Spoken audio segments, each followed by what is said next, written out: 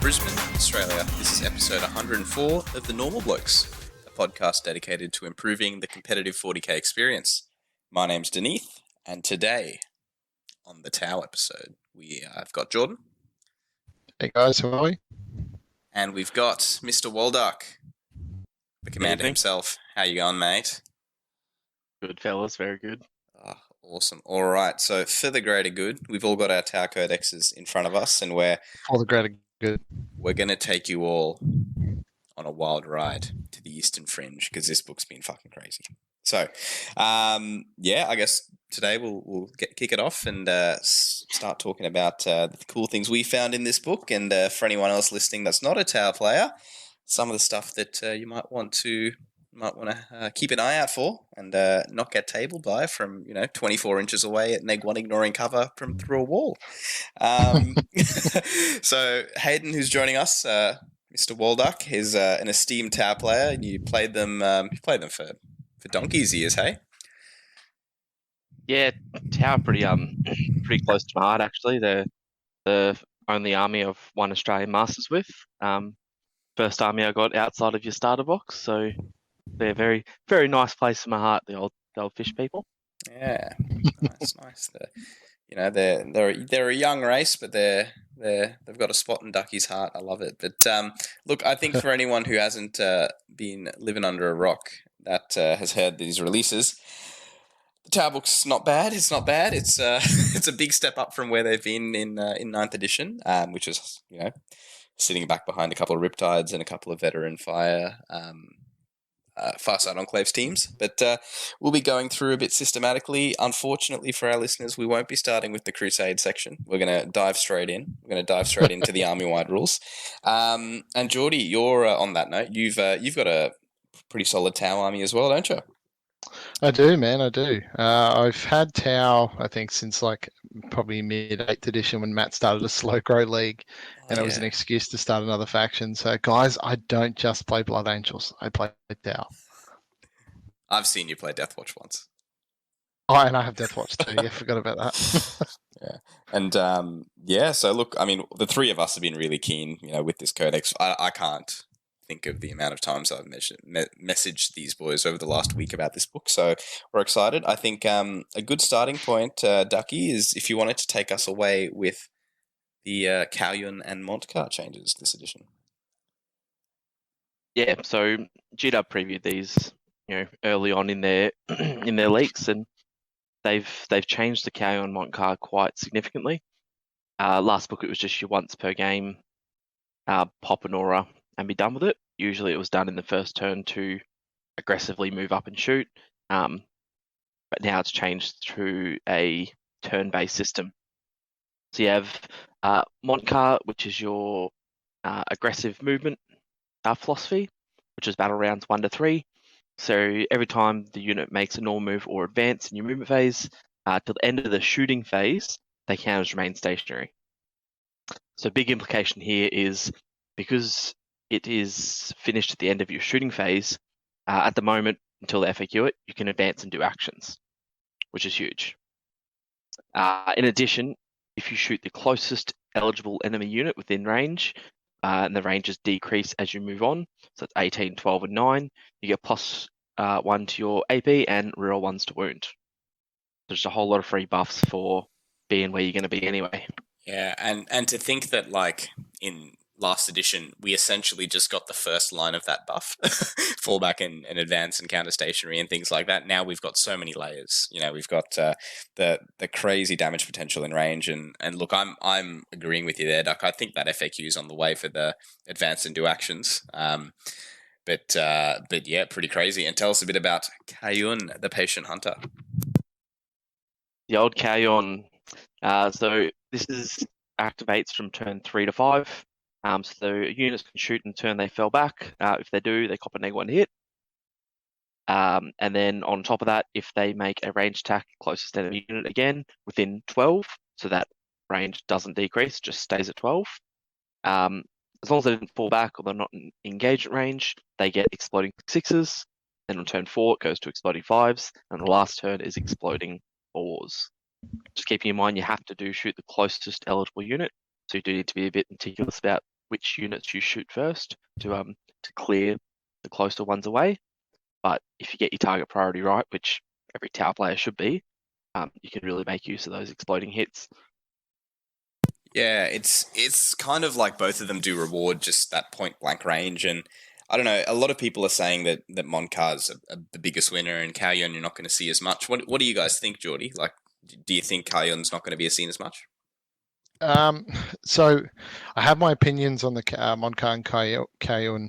I think the difference between the two of them is right now the book's so fresh, people probably aren't playtesting enough of each. But I think you're going to see it's going to reward Kaoyun's definitely going to reward against melee armies. I just recently had some games and I found the melee armies when they do start pushing around turn 3. When as a Blood Angels player, that's kind of when I want to push. So I think having that to be able to get tagged, fall back and shoot and get exploding hits is actually pretty solid.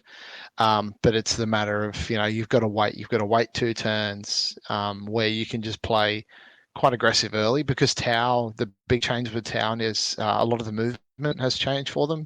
A lot of the battle suits and drones have all got increased movement now. So you're looking at like minimum 10 movement across the board.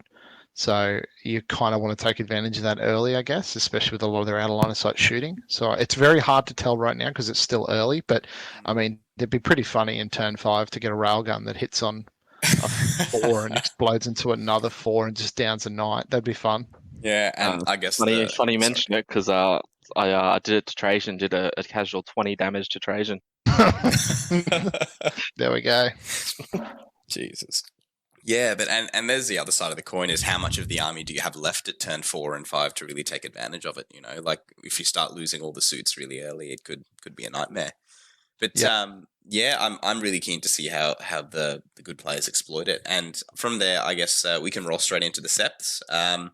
Who wants to take the OG vanilla Tau sept? I know Geordie likes it. Yeah, I love it. So the OG Tau sept. So every sept in the book, I think there's 1, 2, 3, 4, 5, 6 septs in the book in total. So every book has a sept tenant, so basically like their chapter tactic, a warlord trait, a relic, and then a stratagem. So Taus they get to in the shoot or fight phase, they can reroll 1 hit or 1 wound roll. They add 3 inches to all their auras to a maximum of 12, and they also add 3 inches to any invocations or anything that is not an aura and it's an ability that's in a command phase. They add 3 inches to that as well.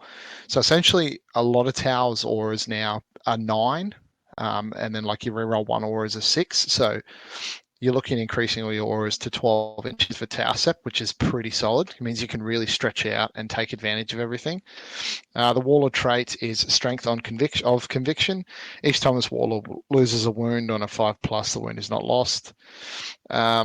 This is the relic I really like, the signature system, vectored maneuvering thrusters. So add 2 to the bearer's movement, and once per round, the bearer is selected as a target of a charge. If it's not within engagement range of an enemy, can use this relic, and if it does, it can make a normal move, but it cannot set to defend or fire Overwatch, and then the target can then declare another charge. So you put that on a cold star, can move 16 inches, which is pretty cool.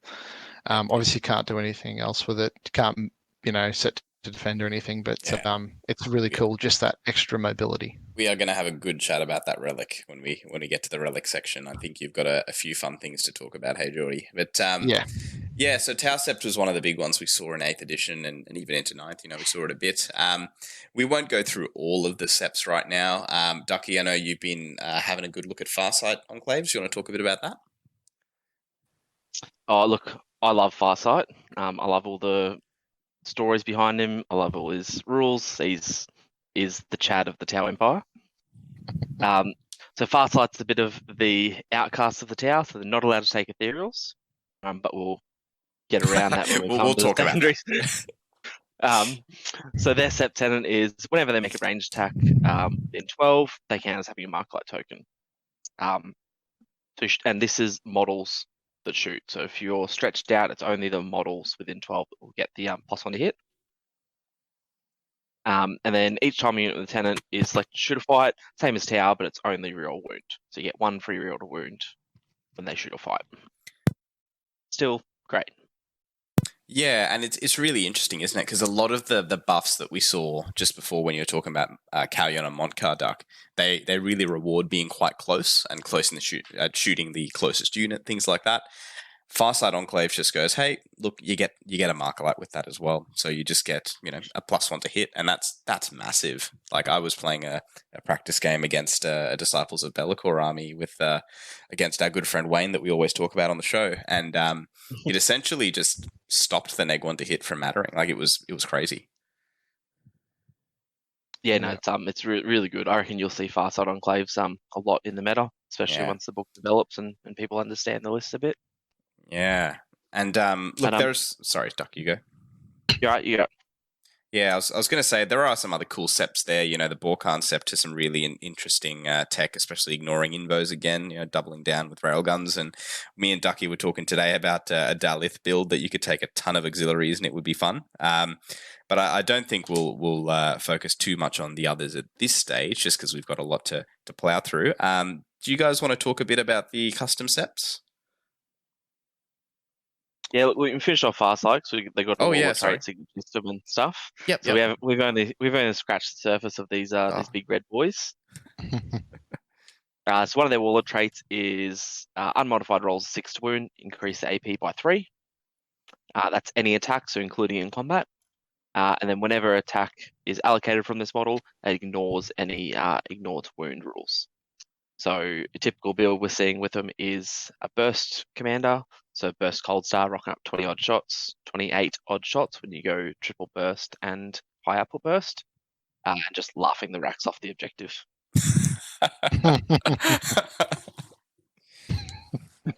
Next, they have a signature system. It's pretty unchanged to the last book, the Talisman of Arthas Moloch. You get to deny psychic power, +1 to the denies. Yeah, not too bad for an army that doesn't have any sort of psychic defense. And then this is the cherry on top of the cherry, which is the normal cake, the old drop zone clear. Ah, yes. That comes in quite hefty at 3 CP if you have a larger unit, costing you a little bit less at 2 CP if you have less than 4 battle suits. Yep. So you're pretty much going to be running bigger units to get the mileage out of the stratagem. So when they shoot, after they come in from a Manta Strike or Homing Beacon, and we'll get to that Homing Beacon later, until the end of the turn, when they shoot, they get full reroll to hit, full reroll to wound. Common rerolls for 3 CP. Yeah, it's pretty full on. And I personally think that's the coolest name for a stratagem I've seen in a long time. Drop zone clear. You can just imagine them jumping out of the Manta and just blowing away everything in like 100 meters. Oh, so cool. Yeah. I think that's a really cool stratagem. There's also another strat that we'll get into later. It's kind of similar, has similar application as well, which kind of can make Farsight deep striking or Manta striking on you pretty savage. All right, boys. Now I'm keen to hear about these custom seps. Tell me a tale. Hit me with the heavy words. I'll get you to take this one away, Ducky. You've got more knowledge in this than I do. Yep. So Games Workshop decided to make the most complicated way to build a secondary stand. So not only do you choose your ally world, so you choose from your 6 main seps that you want to be a successor of, sort of in the same way as Marines. And then in doing so, insult your map on the next page. You have Sector A right in the middle, and then Sector B to D all stringing off it. Sector A is your main one, and then it can join up with any other sector as a secondary, or you link D and E together and B and C together, so numerical as you go through the alphabet. But look, a lot of them are pretty average. A lot of them you wouldn't give up, your main big 6 tenants for.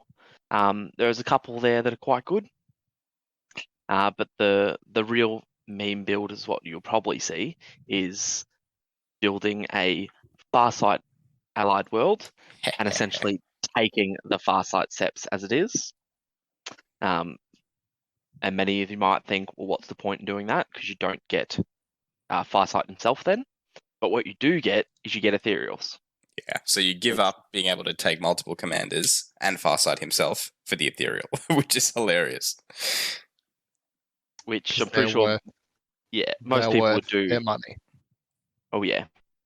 So I'm probably going to do this in an event just for the lols, and then name my list the short sight enclaves. Yes. Hayden Walduck presents to you 2020 Vision. Oh. That's great. So look, I can kind of see an FAQ coming saying if you take Farsight Enclave, same things apply. You know, I'm not going to lie to you boys. I'm currently experimenting with a list that is a Farsight allied world because it seems pretty crazy. But yeah, no, it's going to be cool. Yep. I know there's like some other cool minor ones like the Calm Under Pressure, which increases the strength of, I think it's assault weapons at a short range. Yep. I had and I had a cool look at the one that when you get charged, attacks that are -1 or -2 AP become 0 AP, which is kind of cool if you're worried about some melee threats. But I think you hit the nail on the head, Ducky. Like the amount of stuff you get from the major 6 seps is so much. Like it's a question of, do you want to give that up for this? Yeah, look, they range from quite useful, but maybe not useful enough to trade your main sept, and they go all the way down to horrendous. Yeah. At the bottom of the list, the absolutely meme is the enriched reactors. So every time someone shoots a plasma rifle or plasma weapon, unmodified roll of 6 does 1 mortal wound, and the sequence ends.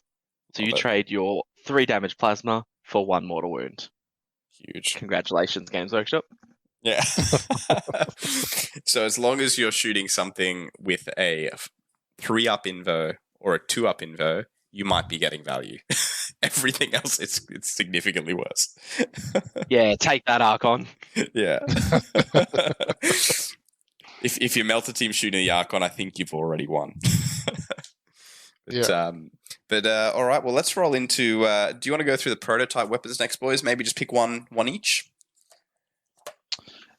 Sure. Yeah, because there's a few cool ones here, and for those who are listening along, prototype weapons are kind of like the points, like chapter command and little cryptech bonuses and stuff in this book. You essentially upgrade a weapon or a system or add something to a character for points. And it's cool because specifically they've pointed out these prototype systems don't count as a relic, so you can have a warlord trait, a relic, and a prototype system on the same guy, which we'll get to in a moment. But Geordie, we'll start with you. What's one of the prototype systems that you want to go through that tickles your T'au fancy?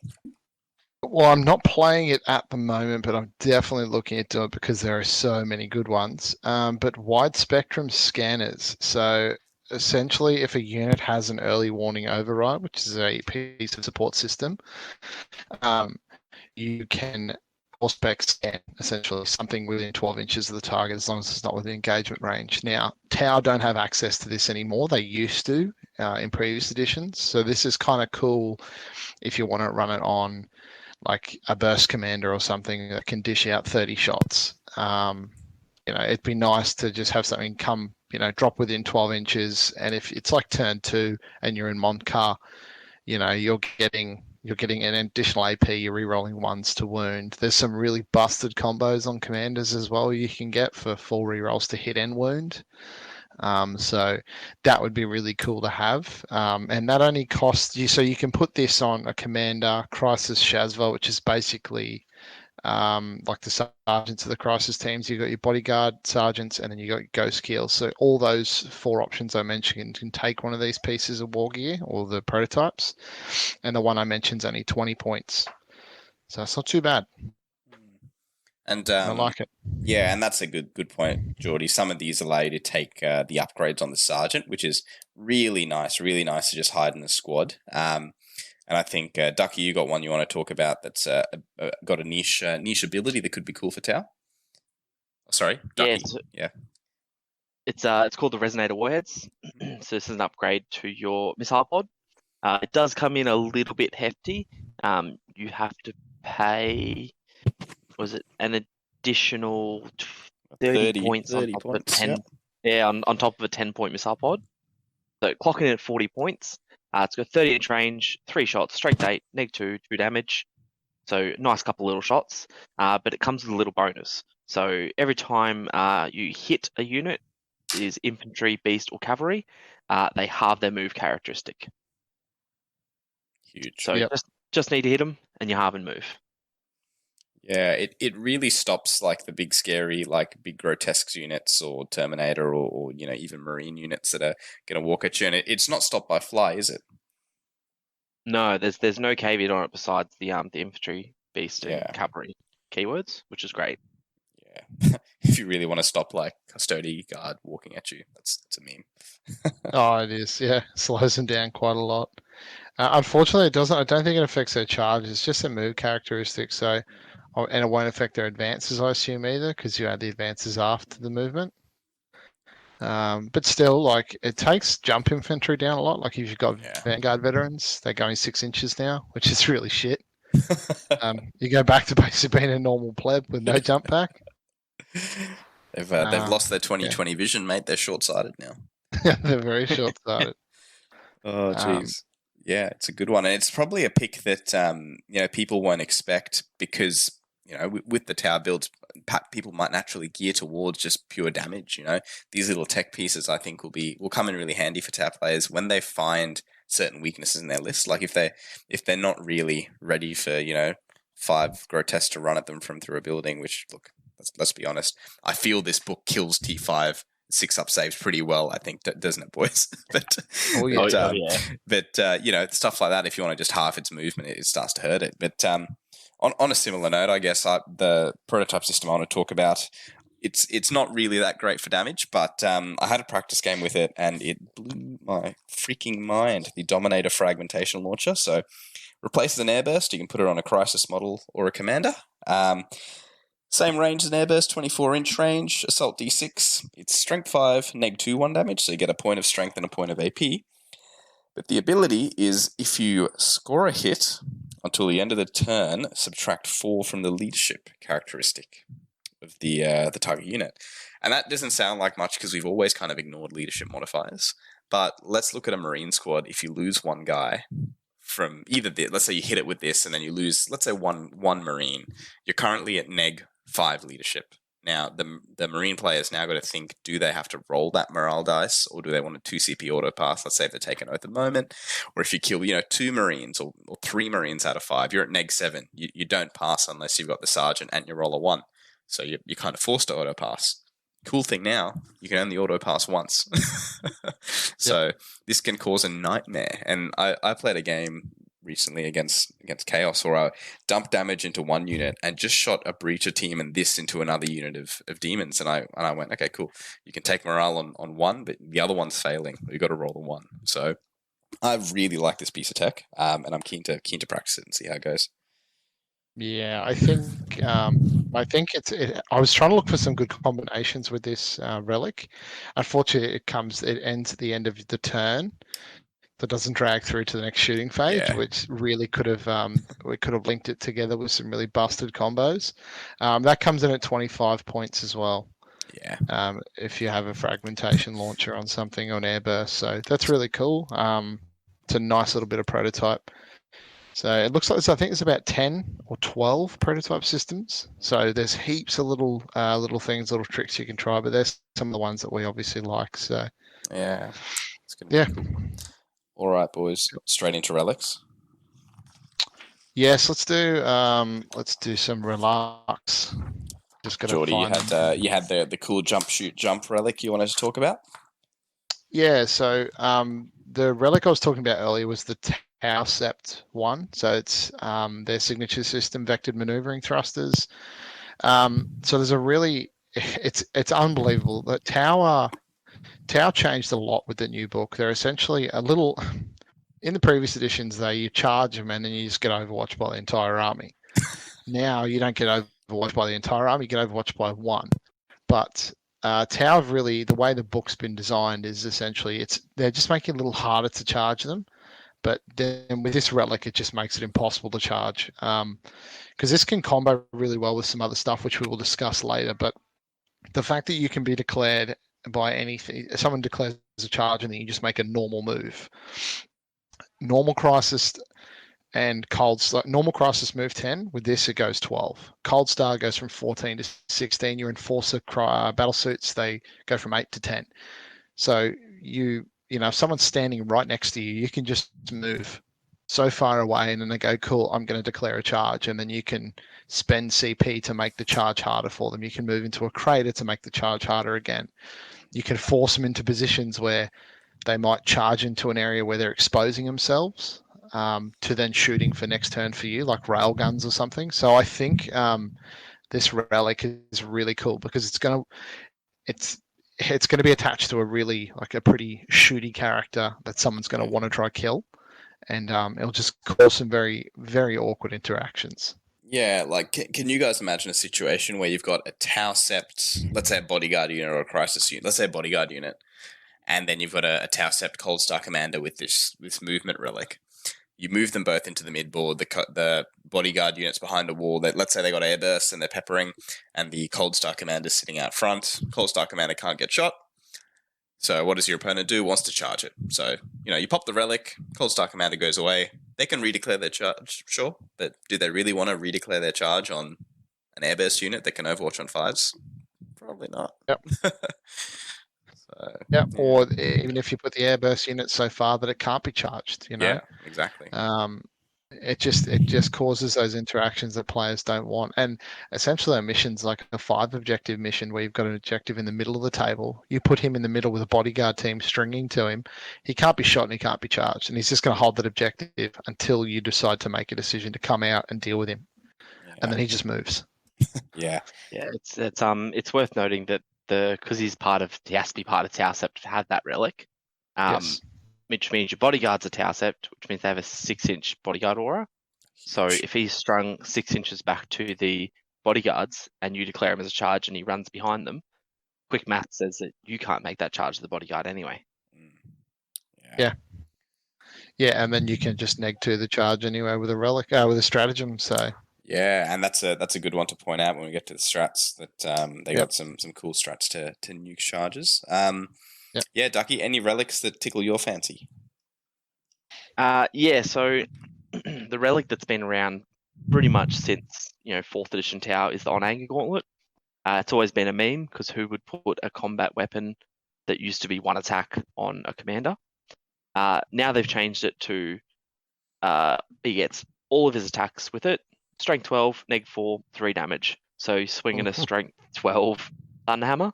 And just turns him into basically a big rock and sock and robot. People are pairing this either with Farsight as the ignoring after saves, or one of the Wall of Traits for Tau that gives you full real to hit, full real to wound, which actually makes this commander a bit of a beast in combat. Yeah. And we didn't really talk about one of the prototype systems, which is the Flamer, which is D6 plus 2 shots at strength 4, neg 2, 2 damage. But you can also make D6 plus 2 close combat attacks with it. So you can pair that with the Onager Gauntlet, and then all of a sudden your commander's rolling in with 6 plus D6 attacks, 4 of them from the Gauntlet, the rest from the Flamer. And you can actually do a little bit of work, more than people would expect a commander to do. So, and yeah, like you said, Ducky, with Precision of the Hunter, bit of a meme. Yeah. Captain Smash, is that you? Geordie's like, I found a blood angel in the Tau book, everyone. Well, and the funny thing is probably going to be strung back to bodyguard, so you can't even shoot him after he's punching people in the face. It's great, right? Because you got this dude strung back to bodyguard. He's punching you. You can kind of punch him, and he might save your protocol up. You can't shoot him. He can shoot you in combat because he's a battle suit, and then you can't charge him because he runs away. Oh. Yeah. He's a meme. It's all going wrong. There's another relic I really want to talk about. This has a lot of really cool applications. This comes in the same category as that Resonator missile pod that Duck spoke about earlier. So this is called a multi-sensory discouragement array. I know they've got some fantastic names to this equipment. So they could have renamed this whole thing multi-sensory discouragement array annoying thing. Just left it that, but no. Annoying thing. So at the end of your movement phase, you select one enemy unit within 12. So it doesn't say you don't need a line of sight. You can just pick a unit within 12. Roll 3d6. You roll above their leadership. You can turn off their Overwatch, or half their movement characteristic and half their charge. And then each time a model in that, or you can pick each time if a model in that unit makes a ranged attack, has to shoot the closest eligible target. There's some really meme applications you can do with this. You can really bully some stuff. Gaz has leadership 8, if anyone wants to know for the future, to make him half his move and then half charge is pretty funny. So the big thing with this is obviously you've got to be within 12. We will also talk later down when we get to some stratagems in regards to how this relic will work with stratagems as well to get the best efficiency out of it. But I think it's probably one of the better relics in this book, and has some really solid applications. Some armies it doesn't really, and this is what I was talking about earlier with a combo. It doesn't work with the launcher because the launcher ends at the end of the turn. So if the launcher dragged through to the shooting phase of the next turn, you could use this in your movement phase. So something would be neg-4 leadership, and then you could just hit it with this, and they would definitely be, failing. They would be either off your obsec or halving their movement. So they'd be getting breached. They'd be getting breached. So I think GW are obviously aware of the combo of that, and they've nipped that in the bud pretty quick. So, but yeah, that's a really cool relic. Is there any you want to talk about at all, Denise? Oh, look, I think there's a few pretty average, pretty humble relics here, and I think the humble staff is one of them, everyone. So we didn't really cover ethereals, but ethereals are like fish chaplains. In the command phase, they inspire. I think it's called an invocation, but I'm just going to refer to it as a litany. They talk in fish language and inspire a thing. And like a chappie, it goes off on a 3+. And normally an ethereal can inspire. I think they can know 2, and they can inspire 1 on a 3+. Onvar, who's a pretty baller ethereal, knows 2 or 3, I believe. I think it's 3, and it can inspire 2 on a 2+. What this staff does, it gives essentially like a super chappy bonus. So you can recite an extra litany, inspire an extra invocation, and do it with +1 to the roll. So if you want a little ethereal that's, I think, about 20 points cheaper than Onvar, just chuck this relic on him. I've done that on my list, and I think it's kind of cool. Really nice to have if you want to trim a few points somewhere. Maybe pop those points on the hover drone for the little guy to roll around on. I think this is going to be a staple piece, kind of like a Wise Orator in the chappies of Space Marines. Yep. Yeah, I think the ethereals are pretty essential now to a tower list. It lets you do some pretty cool jank. Yeah, you get CP back, which is a huge one. You get an extra CP a turn. Because this book burns through CP. Yeah, like let's say a list. Like I've gone pretty trim on my list, and you start with 10 CP. Let's say you've got 20 CP to work with in a whole game. That's fucking phenomenal. A lot. You might fail that roll once, but yeah, like let's say 18 CP. You can effectively spend 4 CP a turn and not care, or a battle round and not care. But any others you boys want to talk about before we go on to some stratagems? There's O'Tour's Lantern. Mm-hmm. So it's basically a marker light lantern that allows you to fire 6 marker lights. Mm-hmm. I'm not sure if it's very clear at the moment if it can fire 6 marker lights at 6 different targets, or if it has to fire at the same target, which would kind of just be silly. But if you can fire at 6 different targets, there's some really cool applications with this. But don't put it on your Fireblade because it won't really do any good for him. Unless you got Bodyguard, and go for it. But I think that's it for other good ones in there. But yeah, there's a pretty cool build you can make on an Enforcer commander, because Enforcers have they're T57 wounds, 2 up save, which is nice. They're also neg 1 damage, which is cool. And the fact that all the suits and stuff got infantry means they can be pretty handy in a tight spot and cover. But the Bagel Hunter's plate adds 1 to armor saving throws, so it puts it on a 1-up and effective 0-up in cover if he's ever getting shot. And it gives him a 5-up feel no pain. So you've all of a sudden got a Crush a Stampede level Enforcer commander. You'll have a 4-up invo and some drones, neg 1 damage, and a 5-up feel no pain. So LG, life's good. Artists of the flesh for the fish. Yep, until it's nerfed. Yeah, I think they'll let this one through. But it's pretty cool with the commander. But hey, we'll move on to stratagems. What we might do, guys, call out some stratagems you like, and maybe give us some applications with some units. Ducky, we can lead off with you, mate. Okay, so I like the stratagem called Point Blank Volley. So Point Blank Volley is for any Fire Warrior team. Now, your troops of Fire Warriors are split into two categories. You have Strikes and Breaches. Strikes are your normal run-of-the-mill troops that have been around for additions. Breaches are your little shotgun boys, the big lads. And you can use a stratagem on either one of them. It's 1 CP. Use a stratagem, start your shooting phase, pick a Fire Warrior team that is within engagement range. So they do have to be already in engagement range. All of their pulse weapons turn to pistol 2. Which is great because every Fire Warrior now comes with a pulse pistol. We had to pay a point per model for it last edition, which means if you pile into some Fire Warriors or if you tag them without declaring them and you don't punch them, you essentially copping 30 shots in the face next turn. Get breached. Breached. They might as well change the stratagem from Point Blank Volley to Welcome to the Wrong Neighborhood. Yeah, love it. Oh, that's so good.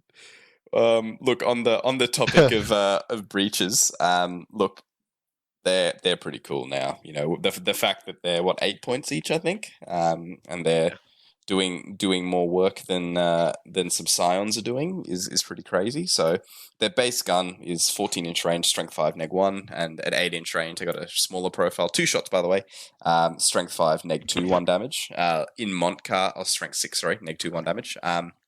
In Montcar, they're an extra AP in range, and there's a couple of strats we can tack onto that to make them pretty ballistic. So many people may have heard that T'au got abilities for troops inside transports to get out after the transport's moved. So let's imagine a situation where you've got 2 devilfish, 10 breaches in each boat. You pop the strat, and you're in the correct, thingo of war, Montcar, Cayon. Both devilfish move up, 10 breaches get out on each. You then pop a 1 CP stratagem. I think it's onboard sensors. When you're near a transport, it gives a 6-inch aura of reroll ones to hit, which is lovely. Pop another strat. I think it's the strat where you pick 2 of your units, pick an enemy unit. If you both fire at that, well, I think it says you have to both fire at that. You get an extra point of AP. So with that, with Montcar, both those units are shooting at AP neg 4. Pretty nice for some 8-point little fish. There's another strat called Breach and Clear. It's a great name for a strat. Great strat itself. Pick a breacher team. Target does not receive the benefits of cover, and you can reroll wounds. So all of a sudden, you've got this situation where you've got 20 shots, 20 shots per unit, so it's a total of 40 shots from 20 lads. Hitting on 3s, rerolling 1s. Let's say you're in Farsight and you've marked this thing up because you're within 12 inches. You're ignoring cover and rerolling wounds with one squad. The other squad is just base AP neg 4. So that's blowing away like 10 Marines pretty comfortably. It sure is. Yeah. It has some really cool applications so the stratagems that Denise has just mentioned is you've got onboard sensors, which is picking it within 24, and the devilfish has to shoot at it as well, so it has to be visible to the devilfish. Oh no, more shots coming in. What a shame. And then if they are, you can reroll 1s for your Fire Warrior, so that's 1 CP. Then you've got coordinated engagement, which is pick a unit, an enemy unit. Within 18, you get additional AP, and you have to have 2 of your units that are eligible to it. If they shoot it, they get additional AP. That's another CP, and then Breach and Clear is another CP. So that trick, which really hurts, just costs 3 CP. But it's okay. We've got 20 CP per game. Exactly right. But yeah, we gain 2 at the start of the turn. Do we really care? Yeah. No, we don't. So this is and like the meme play. Essentially, you just got breached. Yeah, and the best thing is, like, what are your crisis suits doing that whole time? Sitting behind walls with their airbursts and target lock, ignoring cover. Just pew, pew, pew. Yep. Nice and safe while your breaches go in and do the hard work. So there's a big distinction on that on that stratagem.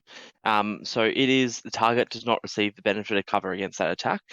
Now the rulebook splits that into two categories. So you've got the benefit of the cover, and then you have the Saving cover throw. to apply their armor save. Yeah. So this will ignore, if it says benefits cover, means this ignores your dense terrain. So this ignores your custode banner that makes everyone count as being in dense. This ignores your forests. This ignores it all. Oh, look, mate, it just kills the banner. Don't worry. Yeah. No such Just thing as yeet them dense into cover when the oblivion. guy's just been breached. As Ben Warrior said, mate, you don't need obsec if you're dead. Yeah. That's right. Yeah, so if you don't have breaches, start painting because they're freaking good. They're really good. Start trimming off your pulse rifles as sawn-offs, mate. Dude, I've already considered it. It's so embarrassing. Oh, jeez. So another stratagem there's two stratagems I'd like to talk about that combo really well. So dynamic offensive. So this works for a battlesuit unit, a crisis battlesuit unit. So it's only for crisis suits. Essentially, you auto advance 6 and you get no negative modifiers to your hits for assault weapons. So crisis suits already move 10, so you're going 16 inches before, and you get to shoot with no modifiers. So you're not negatives to hit or anything, which is really cool. That combos really well with another stratagem called Strike and Fade. So it's 1 CP or 2 if it's 5 or 5 or fewer models, it's 1 CP, 6 models and above, and this excludes drones. It's 2 CP. Use this stratagem in the start of your shooting phase. Now, obviously, the caveat to the start of shooting phase. So when you go to use this stratagem, you have to use this stratagem straight away. So it means that unit has to shoot first. If that unit shoots, if it has T'au Empire Jetpack, which a lot of the current units do, you get to make a normal move of 6 after you've fired all your weapons. So essentially, you can move 16, like get auto advance, and then you can move another 6. You go 22 inches across the table or back into your deployment. You do whatever you want with it. You know, the world is your oyster. That's a really big distinction point, Geordie, that I actually didn't read because I'm bad and I can't read rules. So you've got to use this at the start of your shooting phase, and does that mean that this unit must shoot first? I would say so. This unit, or maybe you declare the stratagem, but the way I'm looking at it, use this stratagem at the start of your shooting phase. Select one T'au Empire Jetpack unit from your army. You can shoot with that unit when you make a normal and then make a normal move. That unit cannot shoot again this phase. Yeah. And at the moment, the way it's worded, until they slap it with an FAQ as well, if you fall back, use a stratagem, you can then shoot. So allowing you to fall back and shoot. Crazy. Yep. Because it's not shoot as if the shooting phase. Yeah. Wow. Yeah. Yeah. So that's really cool. I did not see that either. And also, there's another part to this as well. If you don't want to use that stratagem I discussed earlier about the dynamic offensive, you can just move the unit, shoot, then use the stratagem, and then charge something. Because that's the really interesting thing. It doesn't have a caveat for stopping you charging and things. Yeah. So, and as I spoke about earlier, I spoke about that disencouragement array relic with the 12 inches make something half its move. This is where this strike and fade strat comes in really handy. You do it with a commander, roll up 12 inches or 11.5 inches from something, turn off its obsec or whatever you want to do, and then you move back 6 inches. So now you're 18 inches or 17.5 inches away from a target, which is really cool. So that's huge. Wow. Yeah, that's it. And you can, you can move yourself back into some sort of terrain. You can move into dense cover, something that's dangerous ground that's difficult to move through, which then combinates really well with repulsive impact field, which is for battlesuit units. You can subtract 2 from charge rolls. So that's really cool as well. There's lots of applications of these strats that kind of work off each other really well, which is good to see. Is there any others you guys want to talk about? I think there's probably 2 more that have really caught my eye. Geordie, do you want to talk about the neg to charge strats? Sure. So as I discussed earlier, there was the repulsor impact field. That's 1 CP for a battle suit unit. So pretty much anything that looks bipedal in the T'au Codex is a battle suit. It's not a fish. So Yeah. if it's not a fish and it has a cool little battle suit around it, you just spend 1 CP and you'll subtract 2 from charge rolls, which is really cool. So that goes really well in terrain. You can just really kind of screw with your opponent's decisions here. You make them make poor decisions. And then there's also the photon grenades. So units that have photon grenades are your fire warrior teams, so your strikes and breaches, and also your pathfinders. And photon grenades are, now you can't do this to monsters or vehicles, so that's very important. Again, 1 CP. You don't have to roll a hit. You just do it in the charge phase. Subtract 2 from charge rolls, but you're also subtracting 1 from your attack hit rolls. That neg 1 to hit is pretty potent. Yeah, that's it. It actually can like turn some really efficient melee armies into a bit of poop for the turn. So it's pretty cool. I think you can get like Grot sitting on 5s, which is really cool. Even Talos sitting on 5s. Or did Talos sit on 3s? Oh, Grot's hit on 3s base, so it'll be pushing. Oh, they hit on, yeah. So it'll just counter their power from pain, so getting them back to 3s, which is nice. But I mean, the units that have these are normally pieces of paper anyway, so they die to a light breeze. It's nice when a big multi-charge comes in, isn't it? Correct. Yeah. Yeah, it's really cool. It's also worth noting any Fire Warrior-like character, so your Fireblades, your Darkstrider, those sort of characters, basically anyone but an Ethereal has these grenades as well. So if someone does try to stretch for a character, they can need to charge. We should start calling you Duckstrider. Duckstrider. Hey, Ducky, do you have any other strats you want to talk about? I've got one. But... well, I have one too, and I'm hoping that we're not talking about the same one because that'd be awkward. It's the Ionized Shock Field. Good. It's not the same one, but I like this too. Okay.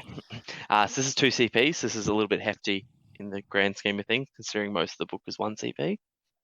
So use it in shooting phase after a model in an enemy unit is destroyed. So you've got to kill a model with an iron weapon. So that's any cyclic iron blaster, that's any iron raker on your ghost keel, that's an iron weapon on your Riptide, basically anything with the word iron in it. Pathfinders, yeah. So you can pack these all over the place.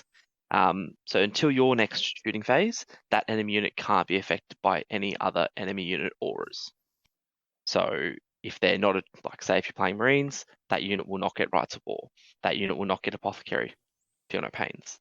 If you're playing against Admech, that unit will not be ignoring AP 1 and 2 anymore.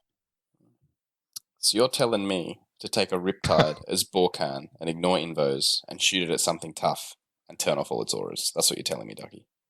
Not only will you turn off its auras, you'll also turn off its invos from the weapon. Yeah, that's it.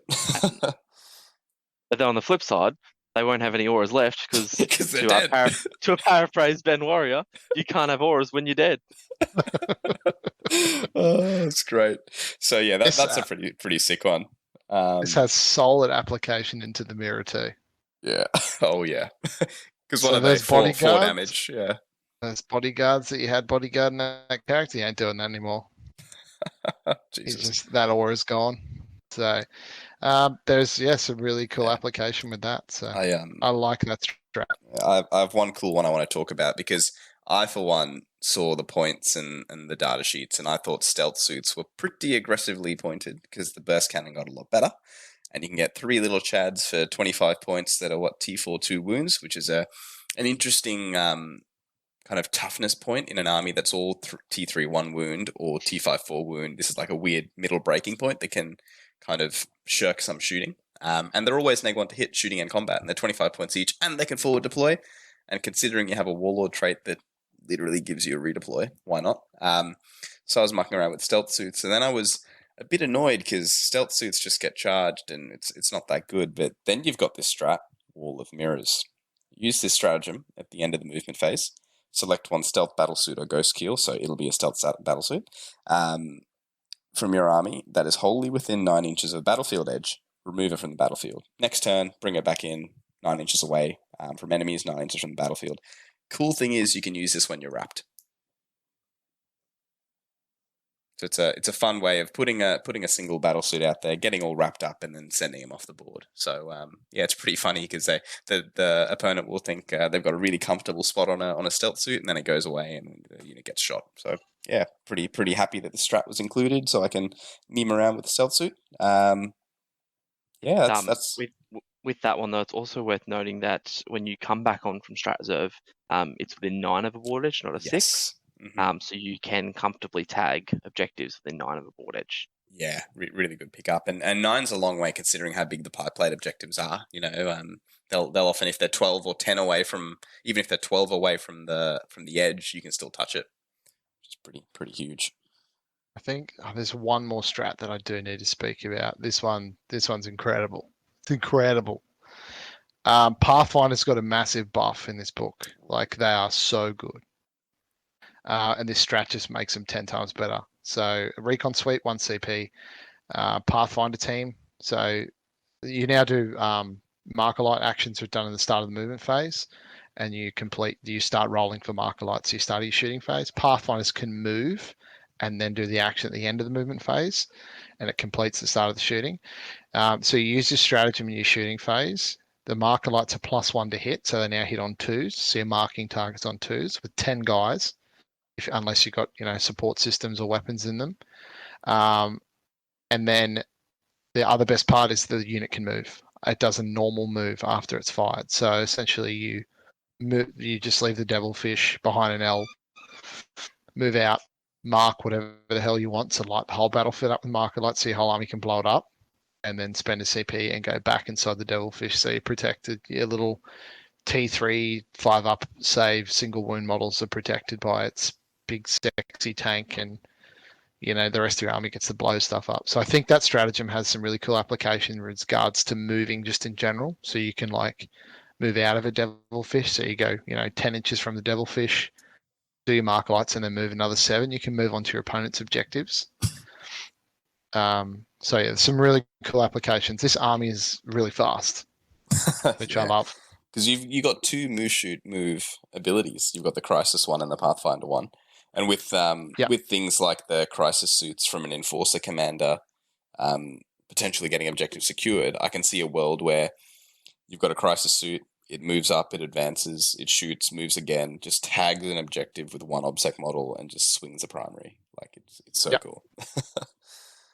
So I used that stratagem last night. It was really good. Came in really handy just to give me an objective that I needed.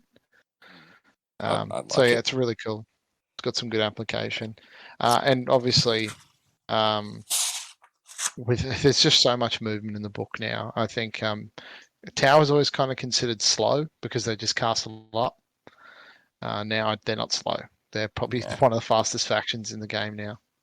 You know the guy in Rick and Morty, Scary Terry, is always like, you can run but you can't hide, bitch.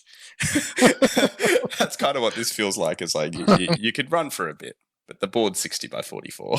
We'll get there eventually. You're not going to hide. So we'll briefly cover the Warlord traits. They're all really good. They're all really good. Exemplar of Kayon and Exemplar of Montcar are both pretty cool. It's like one for each of the ways of battle. Exemplar of Kayon is a redeploy.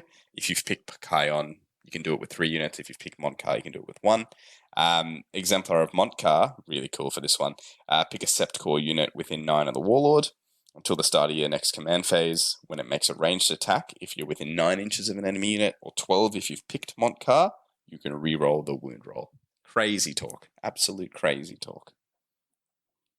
I love it. Yeah. So I've got both of these in the current list I'm playing with. You can't really go wrong with some of these Warlord traits. They're really nice. Any of you guys want to dive into and show some synergies on? I think through Boldness Victory is a really, really good one. So you pick in the command phase, select a core unit within 9 of your Warlord. Each time a model in that unit makes an attack with a ranged weapon on an unmodified 6, it automatically wounds the target. Now, this is kind of busted because burst cannons went to 6 shots each, so you can really turn the heat up on the burst cannons and get that additional AP. And if you're in Montcar, you can coordinate an engagement to get AP2.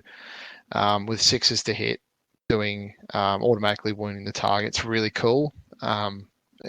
Imagine doubling this down with Exemplar and Monkar as well, where you just like rerolling all your wounds. So you really it just turns it up so much. Yeah, It's just utter violence.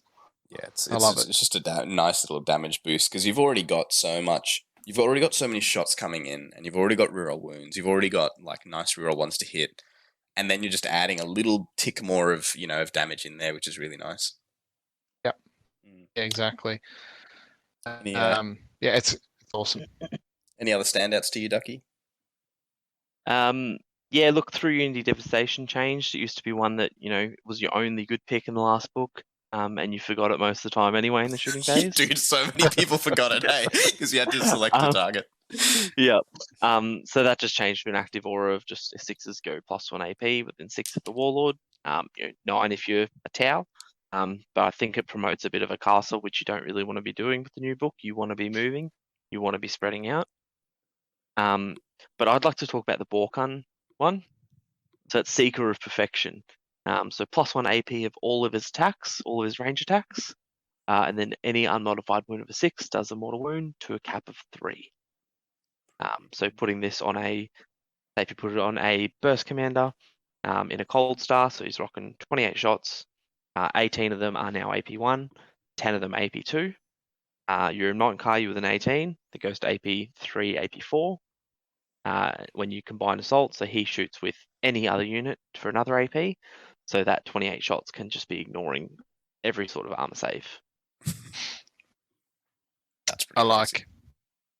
I think you can combo this really well with the cold star with the high output burst cannon. You can then do that prototype system burst cannon, which is 8 shots, strength 6, AP1. So you've got 18 shots that are going to be strength 6, AP2, doing mortals. That's not including the other burst cannons. So that's a lot. Yeah. Yeah, I think one of the Warlord traits that's really stood out was the precision of the Hunter. That goes really well with that build Duck was talking about earlier, about the Onaga Gauntlet and that Flamer. Just rolling in and re-rolling all your hits and wounds. I think that's a staple Warlord trait for your Smash character, because every army's got to have one, right? So I think that's another really solid Warlord trait.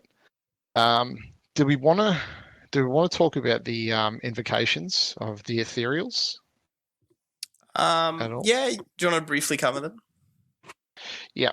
So these are the litanies we were talking about earlier, or invocations, however you want to look at them. Most of them are okay. There's probably 3 that really stand out.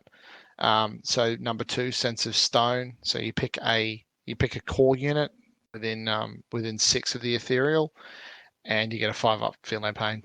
It's pretty awesome. So obviously core is very important in that. We'll explain that later when it comes to like crisis suit teams and stuff. Zephyr's Grace is another one, which is number 3. That is if a unit moves. So if it's within 6 of the Ethereal, if it moves, you subtract 1 from the attack it rolls, which is really cool.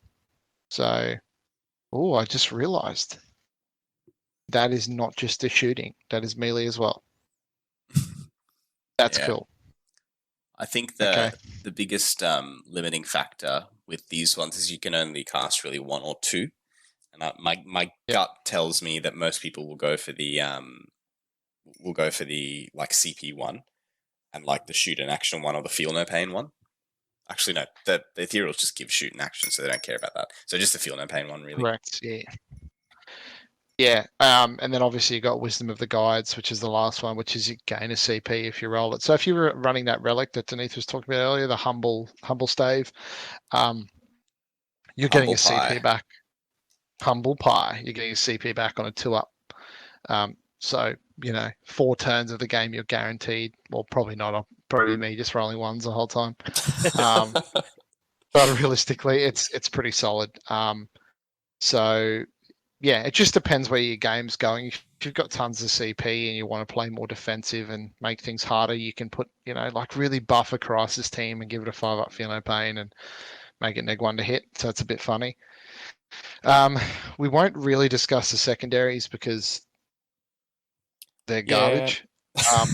There's a couple that are okay, but it's really nothing to write home about. And it's more that, Yeah. like, if you're playing Tau, just have a read of them and see what you make of them. If you're playing against Tau, look, there's no crazy secondary you really need to worry about. Like, you don't have to worry about, like, Herd the Prey or Oath of Moment. Like, there's nothing really big like that. Yeah, it just basically there's no secondary to say if they put models in your bumhole you lose. Yeah. That just comes with playing the game. Yeah, like if like the stranglehold light that Tau got is pretty good. Like, it's a fast paced strangle, but other than that, nothing super exciting really. Yeah. Yep. Well, do you guys want to move on to some archetypes and builds, because there's a lot of flavor in this book, and from what we're seeing, it's not just one sept like Tau Sept or Farsight or anything like in previous iterations. There's a lot of variance in what you can build. I guess we'll start with Ducky. If you guys just want to, I know Geordie, you want to talk a bit about Tau Sept.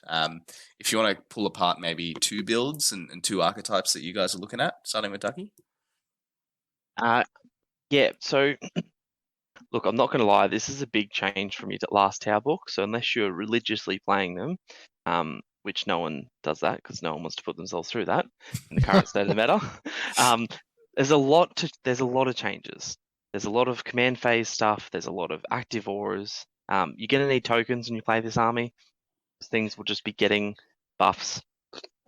So I think the easiest way to transition into this new book is by playing one of the three major septs, so Tau, Borkan, or Farsight. At the moment, I'm playing Tau just as a basically an introduction to the new Tau, but I will probably quickly be moving to a Farsight Enclaves list. I like the aggressive play of them. I like being able to pack 50 breaches into a Devilfish. I like backing it up with suit bombs and just getting the most mobility out of my army and the most benefit on the back of it. So always being within 12 for my Markalites, always being there for your exemplar of the Montcar, 4 rerolls to wound, and just getting the most out of all your stratagems and all your units. Yep. I agree. I think the Farsight armies have a lot of ways to go. Do you go big suit bricks to take advantage of the strats? Do you go little MSU suits to just run around and be annoying in certain different parts of the board? Do you go bulk breaches? So it'll be interesting to see how the Farsights go. What about you, Geordie?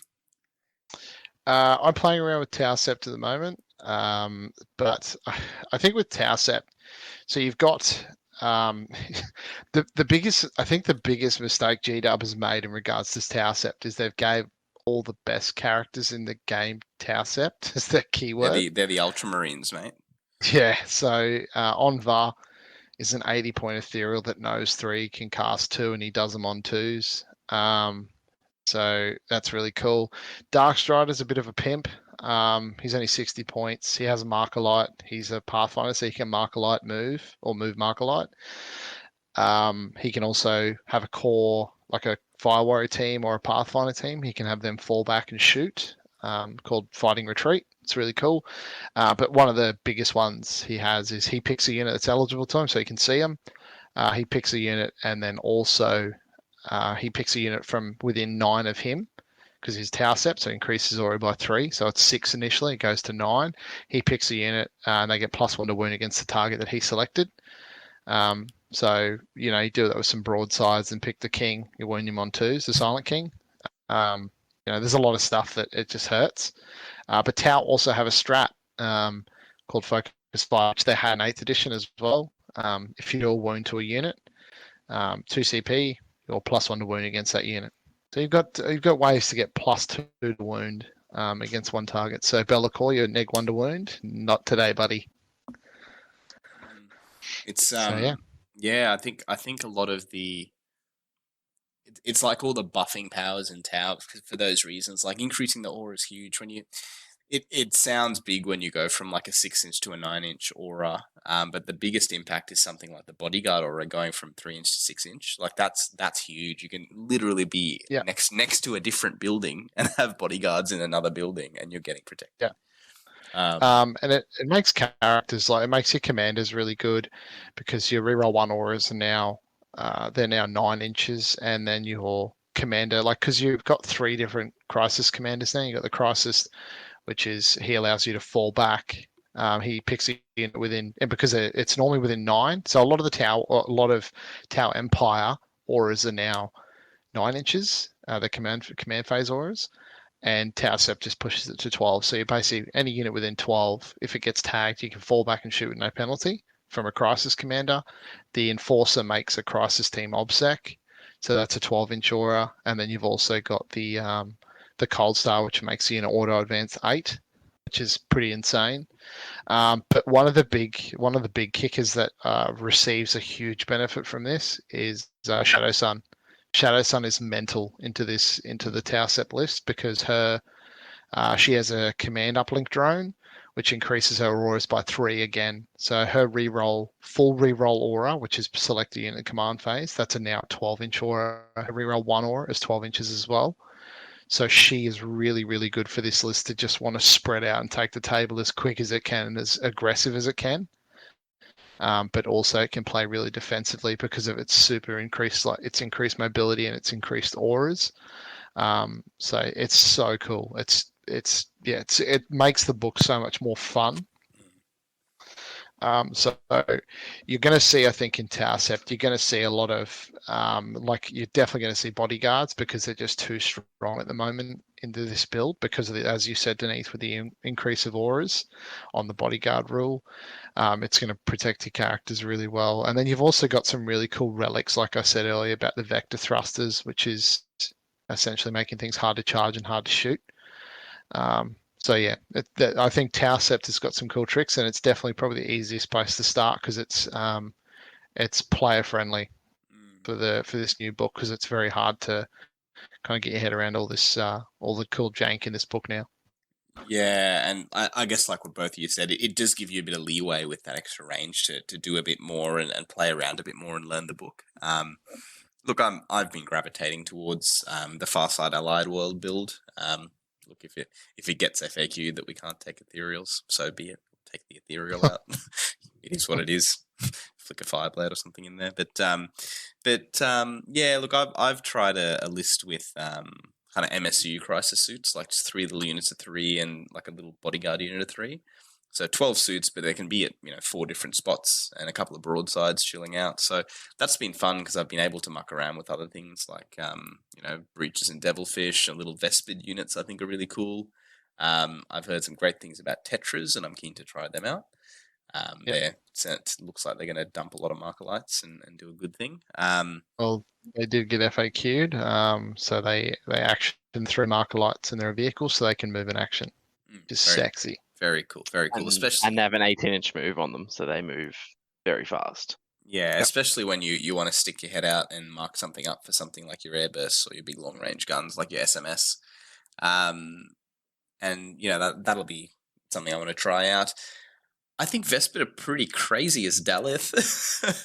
They're a little bit pricey, like 12 points, but the fact that they'll get Montcar, their base assault 2, 18 inches, strength 5, neg 3 base, 2 damage. So like all of a sudden in Montcar, you're neg 4.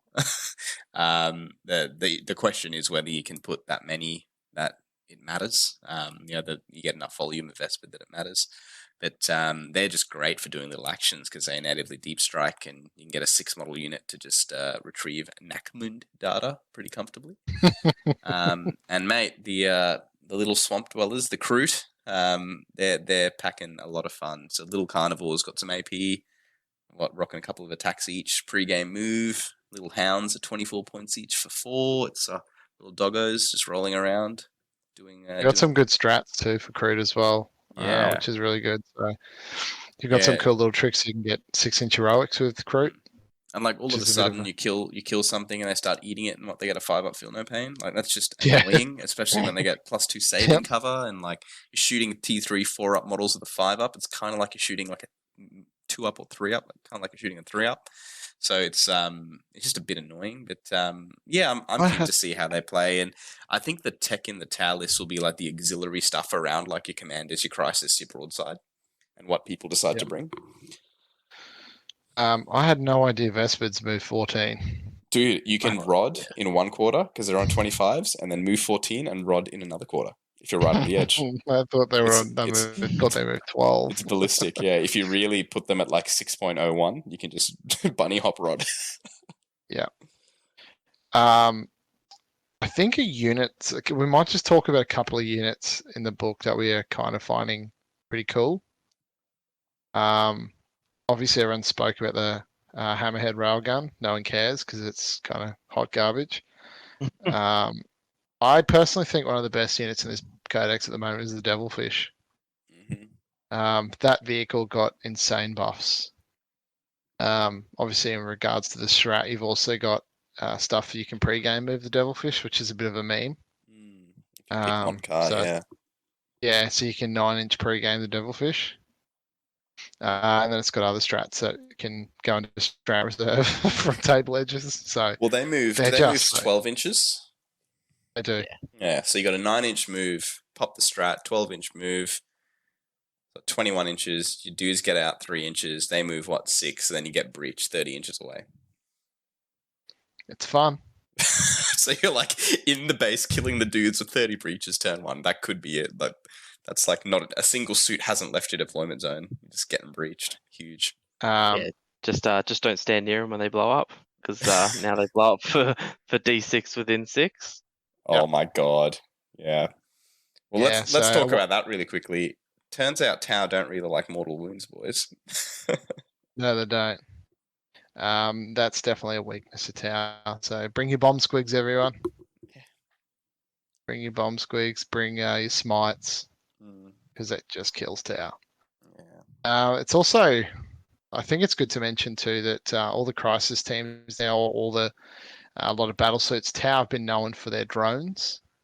So they're little artificial life forms that fly around and make big boop noises and do stuff.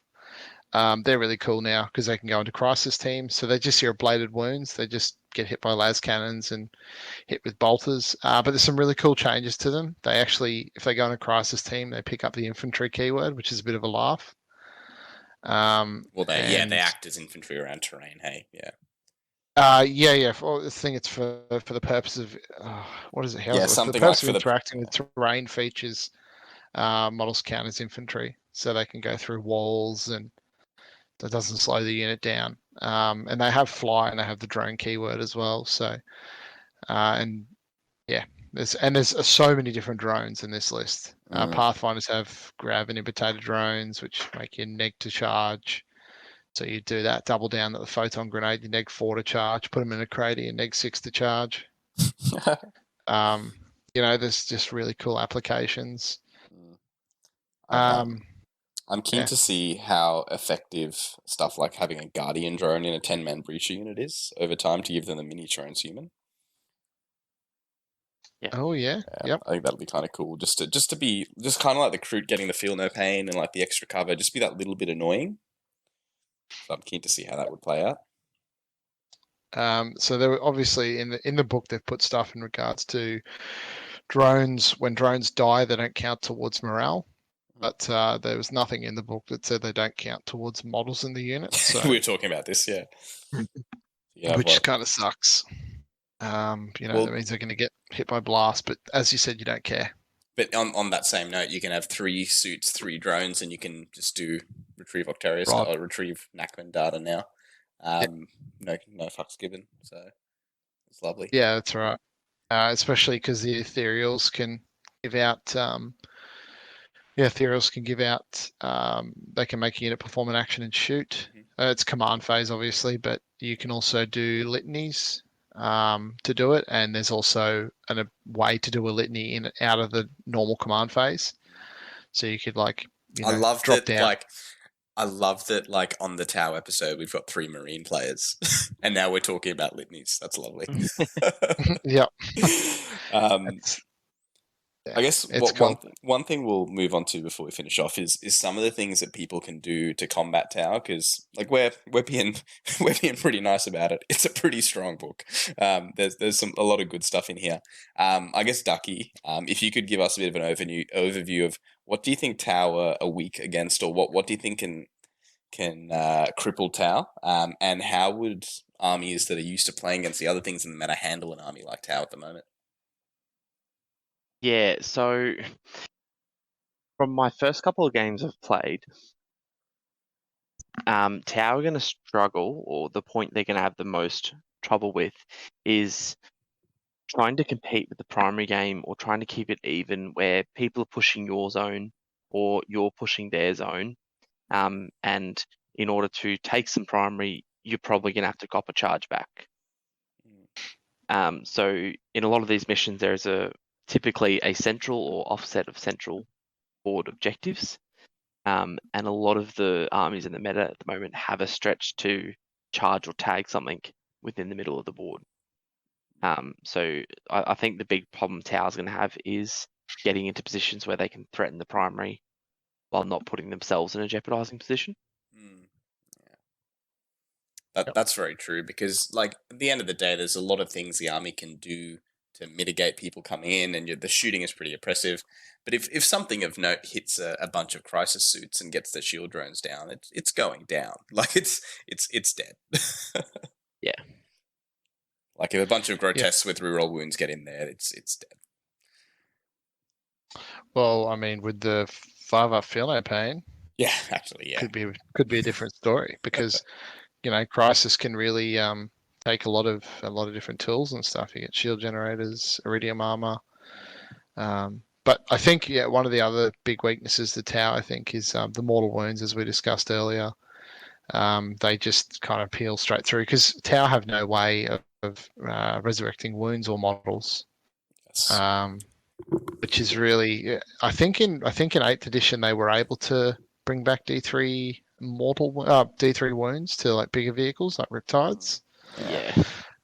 So now all that's gone. So you've got to be very careful with your models. Obviously, if you're going to throw them away, make sure you get some good value out of them. And be like Icarus and fly towards that sun. Yeah, and I think with some of the outer line of sight shooting, we didn't really cover it, but it's strong, with the SMS and with the smart missile systems and the airburst frag launchers.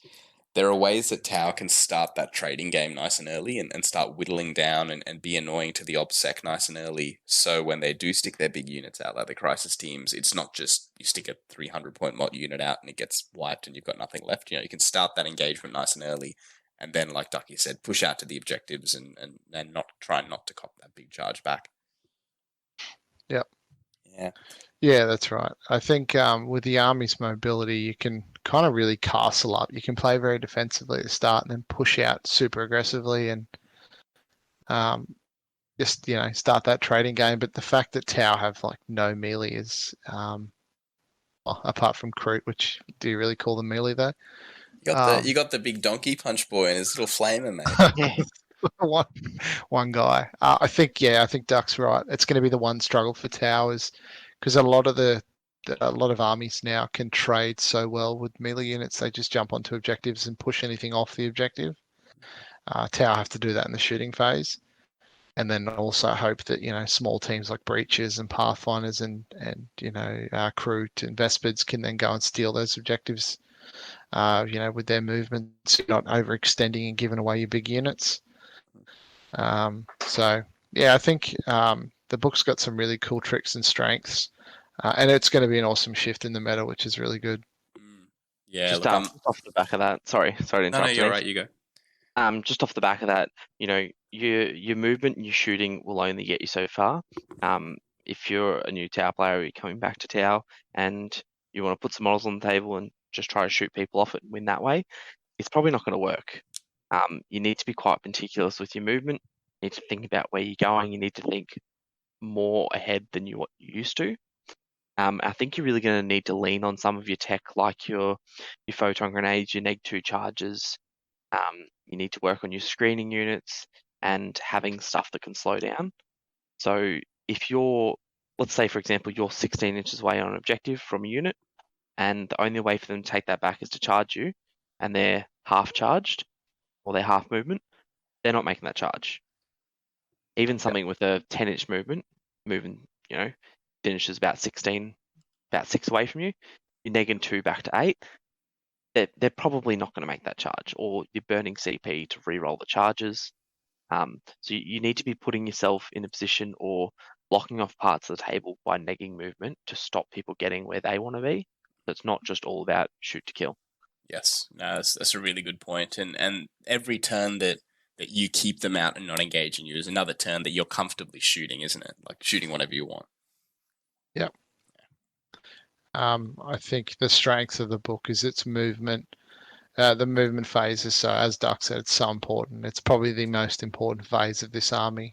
Setting up your firing lanes as well, and then setting up yourself to take objectives, but also put your opponent in awkward positions where they have to overextend to get you, which is what Tau really want, to take advantage of the weaknesses and push them out of their auras and out of their buffs. So yeah, it's going to be good. Oh, awesome. Well, yeah, we've been going for bloody hell, nearly an hour and a half, lads. It's 80 minutes of fun times done. But I guess we'll wrap that up, and I hope for everyone listening, you got a little bit of information out of this. And if you play Tower, if you have mates that play Tower, it's there's definitely a few things to watch out for. But I think it'll be a nice little change to the meta that we'll roll into, and we've got Eldar coming out as well soon. But yeah, gentlemen, Ducky especially, thank you for jumping on, and we're keen to see you in action for Tau. And you've got an event this weekend, don't you? Yeah, so playing the Northside Alliance event this weekend. Yeah, so I'm taking a Tau set list that works off, a big unit broadsides and a big unit airburst suits. So see how that goes and can report back afterwards. That sounds so lovely to play against. Oh, how good. well, old Wayne Russell with his inaugural mention in the podcast. He was my first run against it, and poor Wayne has been the punching bag of the greater good. Yeah, because he's played all of us. Yeah, poor dude, and he wouldn't shut up about that game. He's like, Ducky killed 1,000 points of my army without a line of sight. Well, we're setting up right, and he goes, all right, playing the Gene Stealer Cult Nid list. He goes, I'm gonna put about almost 950, almost 1,000 points in reserve. He goes, you're just going to kill it all turn one. I was like, okay.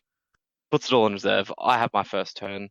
I'll do my redeploy from Exemplar of Kauyon from Shadow Sun. She has to be a Warlord. And when someone does those big strat reserve plays for you, there's actually no point in really taking Montcar, because half their army's not coming down to turn 2, 3 anyway.